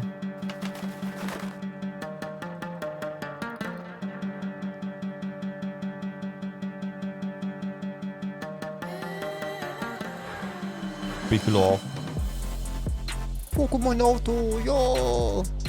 Oh, da ist Pikachu! Das kenne ich! Das spielt man immer auf dem Nintendo, das Pikachu. Ja, es gibt schon mal ein Mini-Pokémon-Crossover. I have so many questions for you, Oliver. First of all, I want to ask you about this partnership A car with gaming features and Pokemon. How did this come together? Yeah, first of all, let's talk about Gamescom. You know, Yeah. Gamescom is one of the core events of fandom pop culture. And as we ourselves are a part of that pop culture, we don't want to miss out such a great event. And the Pokemon Company International and we have a lot in common. We're both iconic brands. And Mini Wer is hat more die than a Farben car. It's a ausgesucht? character. You partner to explore the world.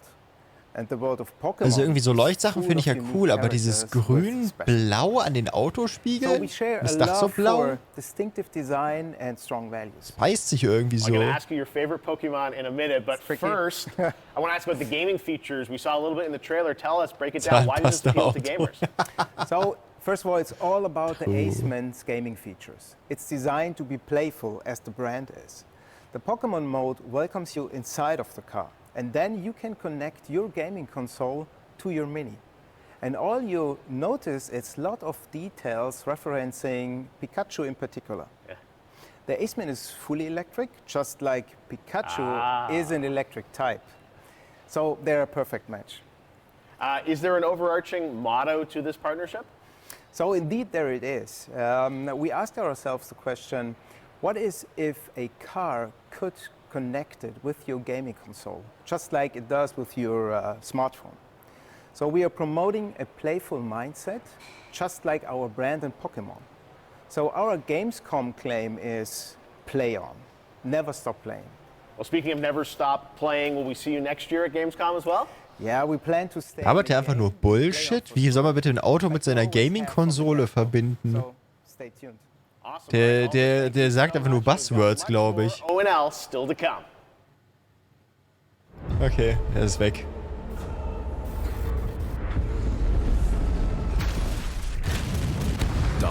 Ich will beim Autofahren nicht Videospiele spielen. Ich würde lieber auf die Straße gucken. Welcome to Tertium, a sprawling hive city. Oh, das ist das Vermintide-Spiel, ne? Aber im Warhammer, nicht wahr?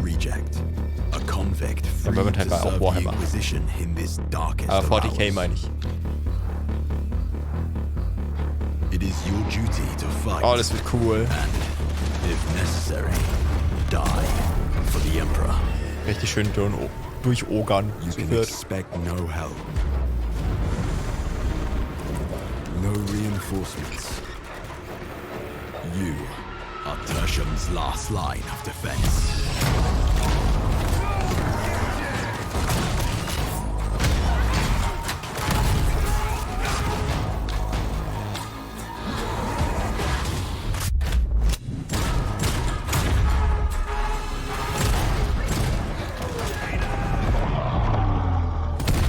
The battle for Tertium is about to begin.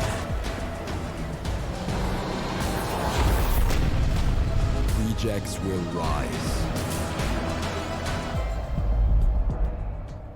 Jo. Sah nach Videospiel aus.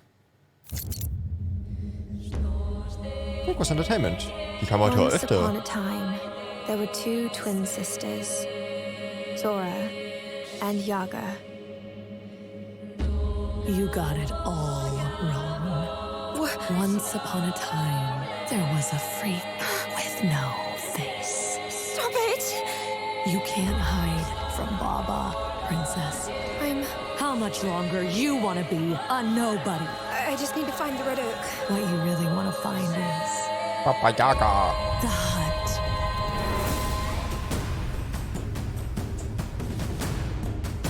What the hell is wrong with this forest?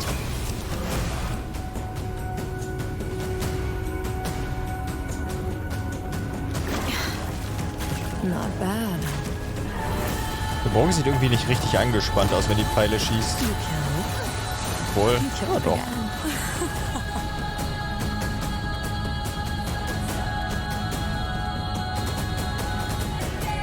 If anything bad happens, always head straight to the Red Oak.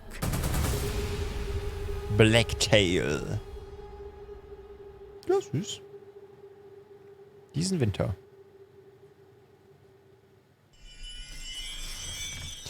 Und Zeit für 17 Werbungen. Na Chat, was geht ab?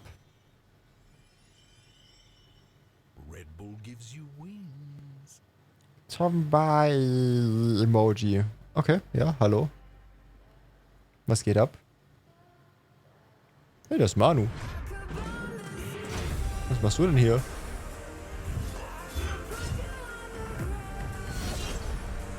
Also nicht, aber es ist, glaube ich, einfach nur Werbung für irgendein Spiel.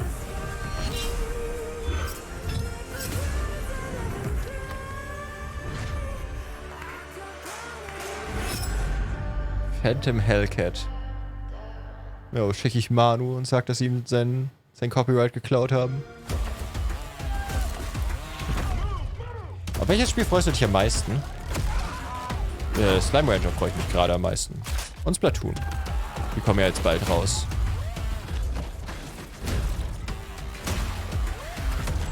Ja, Silksong kommt auch irgendwann ganz sicher raus.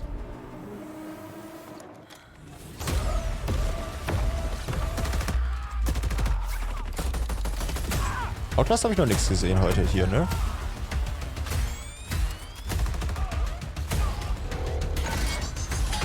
So allgemein, was bisher das Beste oder so war, ich hab Matschkopf. Weiß nicht mehr, was alles da dabei war. Chat, worüber habe ich mich am meisten gefreut bisher? Habe ich mich überhaupt über irgendwas gefreut?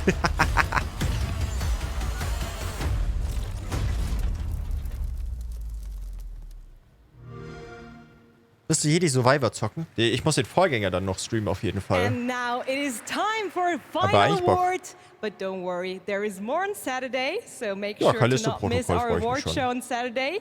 But here are your nominees for the most High on wanted Life war auch Sony geil, ja. PlayStation game. The Dark Pictures, The Devil in Me, Atlas Fallen war auch cool, ja. Lies of P, Lies of P sah auch insane aus. One Piece Odyssey,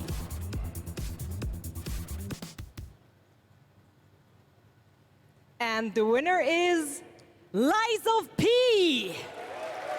Here to accept the award is Ji-won Choi, Project Director at NeoWiz. The stage is yours. Oh, thank you. First of all, I'm very proud of my team members, and we always do our best to live up to our team's name enough. And finally, do you know BTS? Like BTS in Korean pop, will be enough in the Korean gaming industry. Thank you. 감사합니다. Thank you. Congratulations once again to Lies of P. Thank you so much.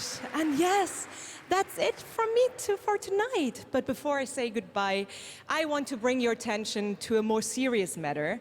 The past 5 months of war have been devastating for the Ukrainian families, and UNICEF and partners on the ground are supporting those in need. And of course, funds are needed. So please consider donating at unicef.org if it's possible. And yes, we have to Macht mal, take care Chat. of each other. Los. Gamescom also supports the development of Antura, the language learning game for Ukrainian children.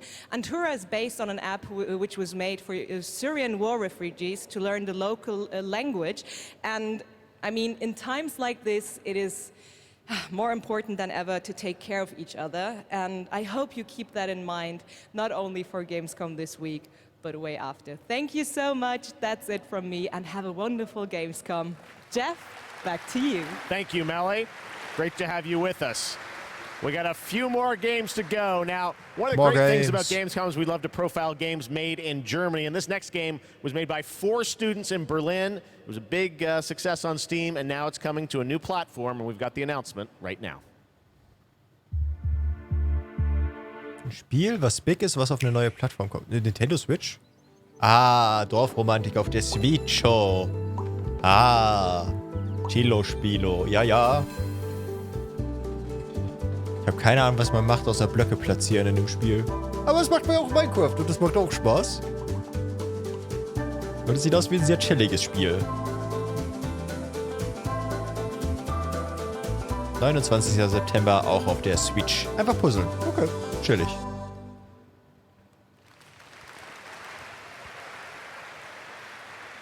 Das ist wie Carcassonne. Cute, Ah. beautiful. Now we're going to get dark. The Outlast Trials. You guys Ja, excited so ja, for this Outlast. game? The Outlast Trials we showed you last year at Gamescom Open Night Live, and we haven't heard anything since really from the team, and everyone keeps asking me, when are we going to get to play this? Well, tonight, we've got the world premiere of the brand new trailer, and yes, some news on when you might get to play it. Here we go. Das ist dieses Koop Outlast, ne? Das ist jetzt nicht mehr ein richtiges Outlast.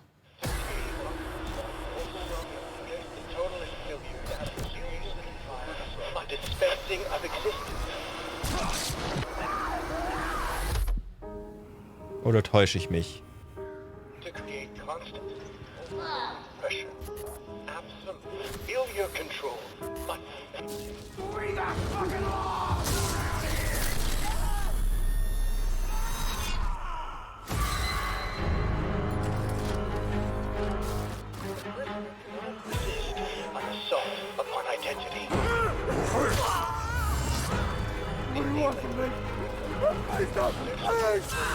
Establishment of guilt. Look at that pretty face.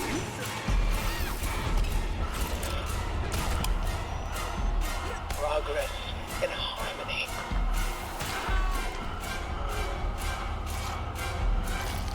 Das sieht doch angenehm aus. A subjugation of perception. Guard. Chemical encouragement. Doctrine over person. Die Krankenpflegerin sieht nett aus. Final confession. Einfach Gesicht weg. Elaborate and inclusive, rather than terse, for an even greater emphasis upon the experience of personal rebirth.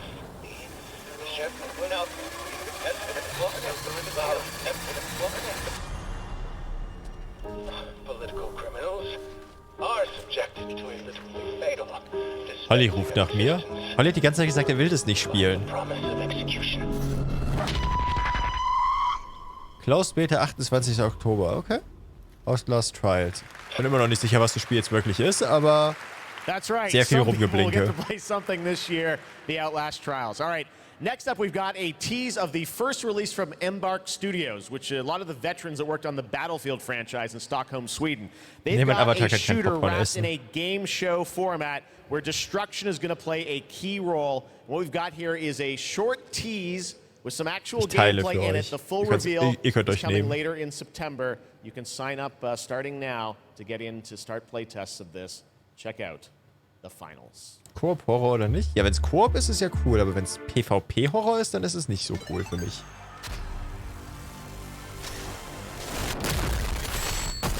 Oh mein Gott, Hilfe! Viel zu laut, zu bunt, es explodiert alles. Okay, ich mach wieder laut. The Finals, sign up now.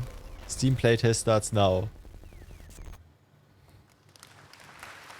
All right. Okay, ich habe nichts mitbekommen. We got one more game for you tonight at Gamescom opening night live, and this is one we've all been waiting a long time for. Silksong. Here we go. Silksong. Silksong. Silksong! Es ist Dead Island 2. Verdammt. Let's go. Dann zeigt mal her, was ihr da habt.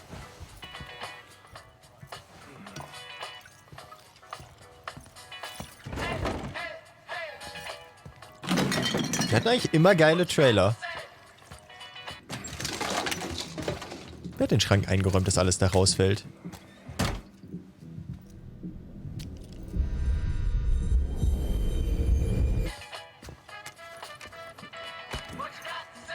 Oh, oh, der ist infiziert.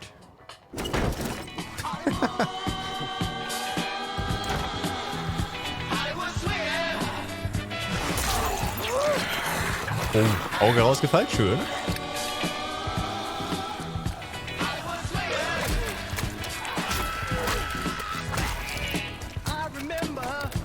Tja, das ganze Blut.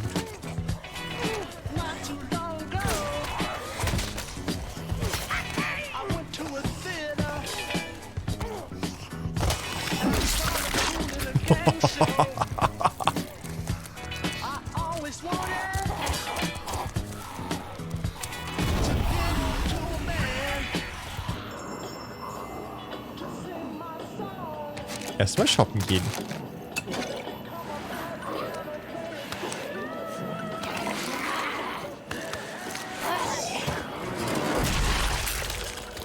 Ich weiß nicht, ob ein Zombie so platzen wird, aber ich nehme es mal hin.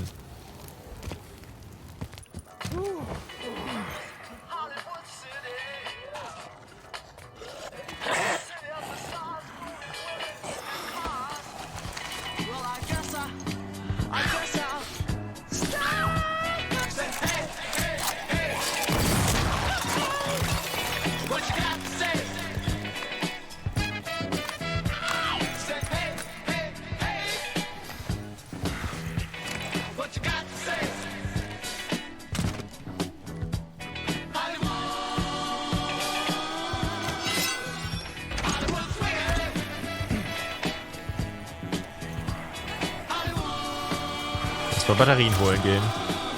Hallo Nachbarn!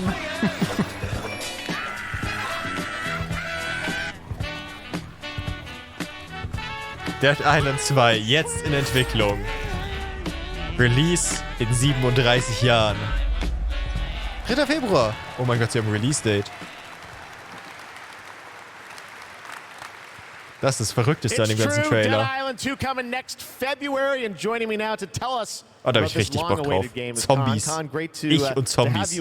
Das passt doch. Let's explain a little context to that trailer we saw. Who is that character that we meet? Thank you, Jeff. It's great to be here. So you just met Jacob, and he is just one of our 6 playable characters. Our zombie slayers have larger-than-life personalities and unique dialogue, which fits in with a very pulpy and irreverent tone, as you could tell. I see the tagline there, see you in Hell A, so it looks like we're heading to Los Angeles in this game?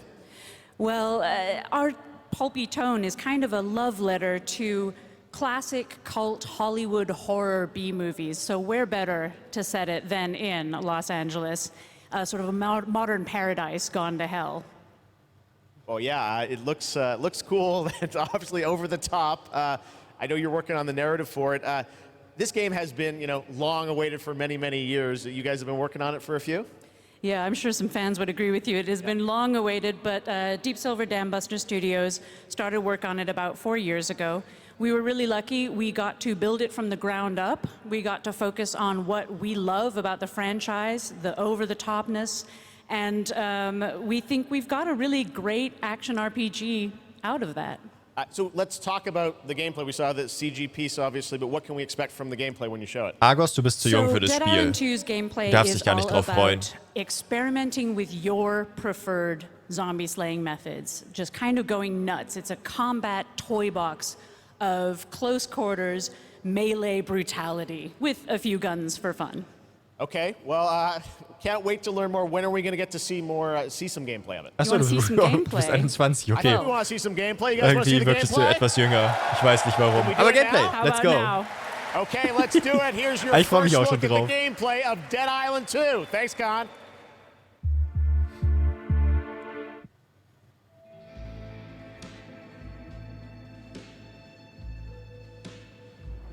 Dass sogar Gameplay kommt. Ja, dann trauen sie sich ja was. War Dead Island eigentlich gut? Es war spaßig. Es war halt so das erste Open-World-Zombie-Spiel irgendwie. Gefühlt. Stand the fuck back. It's hammer time. Deswegen musst du es noch nicht so viel richtig machen. Hallo? Da wurde nur sein Kopf abgerissen. This way for the happy ending. Jimmy.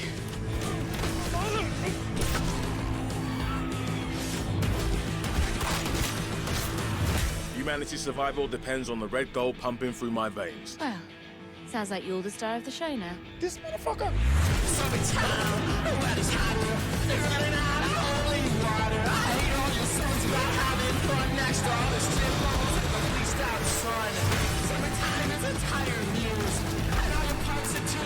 Oh shit. Boom. Sehr viel Gore. Ist gut. Und eine wütende Oma. Ist auch gut.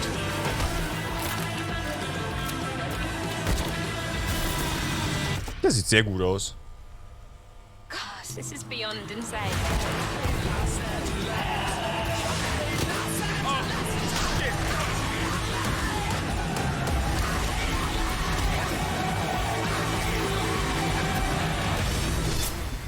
Nice.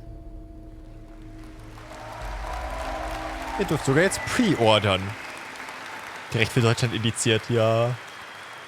And believe it or not, there is an uncut version of that trailer you can watch online if you want to see even more. All right, well, that's Dead Island 2 coming in February, and that is going to wrap up all the reveals for Gamescom Opening Night Live 2022. It's been a fun show, but before we go, I just want to say I hope everyone has a great Gamescom. There's lots of live streams for the next couple of days, lots of things for you guys to go and play and check out here on the show floor. And as for me and the team, well, we're going to go back to Los Angeles and get ready for the Game Awards 2022, which I'm excited to announce will be live on Thursday, December the 8th, 2022 from the Microsoft Theater in Los Angeles. Auf Wiedersehen. Lots of great stuff we're working on for that. Bla bla bla bla bla bla bla bla bla bla bla Gamescom bla bla bla bla Gamescom goodbye. See you soon. Okay. Kein Hightail. Na, Hightail haben sie ja gesagt, erst 23 irgendwann. Oder haben sie es nochmal 2 Jahre verschoben? Weiß ich nicht. Hightail kommt nie raus. Tja, den Trailer nochmal ankert, gucke ich jetzt nicht hier im Stream. Ich meine, der war schon blutig genug. Da würde ich noch Albträume von bekommen. Aber ihr könnt ja nochmal auf YouTube angucken, wenn ihr noch ein bisschen mehr Blut sehen wollt. Und ich fand die Idee von dem einen im Chat lustig. Er meinte, wenn das Spiel so rauskommt und einfach im Spiel, in der deutschen Fassung überall diese Nope-Schilder kommen, jedes Mal, wenn man was tötet. Und nichts mehr sieht. Ja, noch hast du so Elden Ring? Nö. Nur Elden Ringo. Ja. Lass mich mal auf meinen... Zack. Beziehungsweise lass mal den Geist kurz nochmal wegmachen. Ja, ich mach kurz Pause, würde ich sagen.